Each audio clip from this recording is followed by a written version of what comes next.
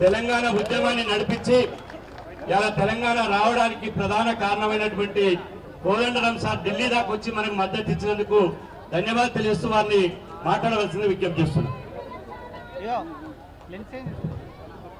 రాజుల శ్రీనివాస్ గౌడ్ గారికి, ముఖ్యమంత్రి గారికి, వేదిక మంత్రులు ప్రభాకర్ గారు, సురేఖ గారికి, మిగతా పెద్దలందరికీ, మీ అందరికీ తెలంగాణ నలుమూలల నుంచి ప్రత్యేకమైన రైల్లో బయలుదేరి వచ్చిన మీ అందరికీ కూడా పేరు పేరున వందనం.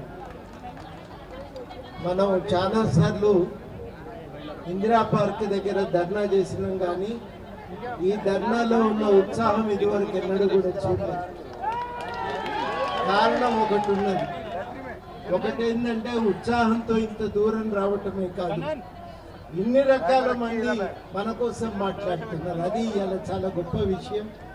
నేను సమయం లేదు కాబట్టి భారత రాజ్యాంగం రాసేటప్పుడు జవహర్లాల్ నెహ్రూ గారు ముసాయిదా తీర్మానం ప్రవేశపెట్టింది. ఈ రాజ్యాంగం ఏం చేయాలి, దేనికోసం రాయాలి. అంబేద్కర్ కూడా ఇదే విషయాలు ఆలోచిస్తూ ఉన్నాడు. అప్పటికి ఏమన్నారంటే, భారతదేశంలో కులాల దొంతరల వల్ల మనుషులు అణిచివేతకు నిర్లక్ష్యానికి గురవుతున్నారు. ఈ అణిచివేతను రూపుమాపి సమానంగా బతికే కొత్త సమాజాన్ని నిర్మించాలి. ఆ రాజ్యాంగం యొక్క లక్ష్యాల అమలుకు ఇన్ని సంవత్సరాలు పడుతున్నాయి. మనకు సామాజిక జీవితంలో భాగం, ఆర్థిక రంగంలో అవకాశం, రాజకీయ రంగంలో ప్రవేశం, ఇవి దొరకటానికి ఇంత తన్లాడవలసిన పరిస్థితి ఏర్పడ్డది. ఇవాళ రాష్ట్ర ప్రభుత్వం సర్వే నిర్వహించడమే కాదు, సామాజిక ఆర్థిక వాస్తవాల ఆధారంగా 42% రిజర్వేషన్ కల్పిస్తూ చట్టసభల్లో బిల్లును తయారు చేసింది. బిల్లు తయారు చేసింది కదా, మళ్ళీ ఢిల్లీ దాకెందుకు అని అనుమానం మనందరికీ ఉంటుంది. హైదరాబాద్ పోయినాక కూడా మిమ్మల్ని అడుగుతాం. ఎందుకంటే సుప్రీంకోర్టు ఇచ్చిన తీర్పు నేపథ్యంలో ఈ రిజర్వేషన్ బిల్లు నిలబడాలి అంటే దాన్ని రాజ్యాంగంలోని 9వ షెడ్యూల్లో పెట్టాలి. లేకపోతే 50% దాటింది మీ రిజర్వేషన్లను కొట్టేసే ప్రమాదం ఉంది.